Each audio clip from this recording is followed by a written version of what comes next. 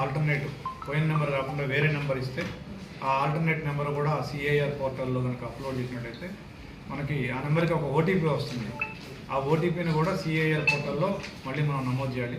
అప్పుడు మీరు ఏ మొబైల్ అయితే పోగొట్టుకున్నారో ఆ మొబైల్ లాక్ అయిపోతుంది. దాన్ని ఎవరు వాడడానికి అవకాశం ఉండదు. మళ్ళీ ఎవరైనా కానీ ఆ మొబైల్ వాడడానికి ప్రయత్నం చేసి దాంట్లో కొత్త సిమ్ వేసినట్టయితే కనుక ఇమ్మీడియట్గా మీరు ఏదైతే ఆల్టర్నేట్ నెంబర్ ఇచ్చారో ఆ నెంబర్కి ఒక మెసేజ్ వస్తుంది.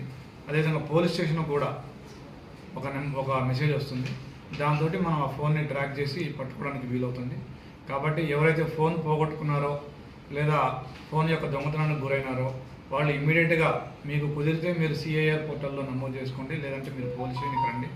ఒక ఐడి కార్డు, ఒక ఆల్టర్నేటివ్ మొబైల్ నెంబరు, పాత మొబైల్ నెంబరు, ఎంఈఐ నెంబర్ తీసుకొని రండి. మేము తప్పకుండా మీ మొబైల్ పొందడానికి మీ మొబైల్ మళ్ళీ తిరిగి